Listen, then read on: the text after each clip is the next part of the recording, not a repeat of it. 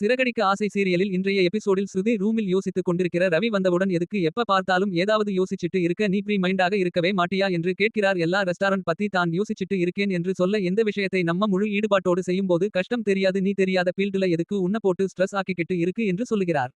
நீ கடைசி வரைக்கும் சம்பளம் வாங்குற ஆளாகவே இருக்க போறியா என்று கேட்க அப்படி சொல்லு ஸ்ருதி எல்லாத்துக்குமே ஒரு டைம் வரும்போது கண்டிப்பா நம்ம செய்யலாம் என்று சொல்ல நானே இப்போ இந்த வேலை எல்லாம் கொஞ்சம் ஸ்டாப் பண்ணி வைக்க போறேன் என்று சொல்ல ரவி சந்தோஷப்படுகிறார்.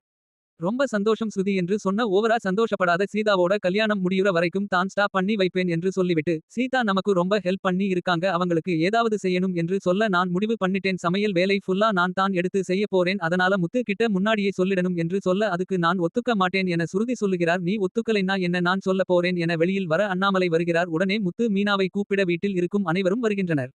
மீனா கையில் பணத்தை கொடுத்து இதில் 51,000 இருக்கிறது என்னால் முடிந்தது கல்யாணத்துக்கு கொடுத்து இருக்கிறேன் என்று சொல்ல விஜயா எதுக்கு இவ்வளவு கொடுத்தீங்க என்று கேட்கிறார். நம்ம குடும்பம் மாதிரி தான் அதுவும் என்று சொல்ல விஜயா ஓவராக பேசுகிறார்.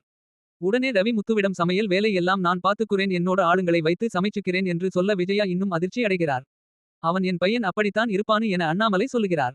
ஆனால் சுருதி நான் இது ஒத்துக்க மாட்டேன் என சொல்ல விஜயா நீ தாம்மா கரெக்டா யோசிக்கிற என்று சொல்லி பாராட்ட முத்து மீனாவும் அதுதான் ஸ்ருதிக்கு விருப்பம் இல்ல விடு ரவி நாங்க பார்த்துக்கிறோம் என சொல்லுகின்றனர். உடனே சுருதி இவ்வளவு கம்மியா செய்ய நான் ஒத்துக்க மாட்டேன் நான் 3 சவரன் செயின் போட போறேன் என சொல்ல விஜயா கடுப்பாகிறார். உடனே மீனாவின் குடும்பத்தை பற்றி தாழ்வாக பேச அண்ணாமலை கண்டிக்கிறார். முத்து மீனா வேண்டாம் என சொல்லியும் அண்ணாமலை எதுவும் பேச வேண்டாம் என்று சொல்லுகிறார். உடனே மனோஜ் ரோகிணி இடம் நீங்க என்ன பண்ண போறீங்க என்று கேட்க நாங்க எதுக்கு பண்ணணும் என மனோஜ் சொல்லுகிறார். ரோகிணி பொண்ணுக்கு நான் பிரைடல் மேக்கப் போறேன் என சொல்ல மனோஜ் அமைதியாக இருக்கிறார். உடனே அண்ணாமலை நீ மிக்சி கிரைண்டர் கொடுத்தது என்று சொல்ல 10,000 ஆகும் பா என்று சொல்லுகிறார். பரவால்ல கொடு என்று சொன்னவுடன் விஜயா நல்ல வேலை 2 பொண்ணுங்களோட நிறுத்திட்டாங்க இல்லன்னா மாமனார் வீட்லயே எல்லாத்தையும் புடுங்கி கல்யாணம் பண்ணி இருப்பாங்க என்று சொல்லிவிட்டு எழுந்து சென்று விடுகிறார். ஸ்ருதி கிச்சனுக்கு வர பின்னாலே வந்த ரோகிணி ஸ்ருதியை நிக்க வைத்து கேள்வி கேட்கிறார்.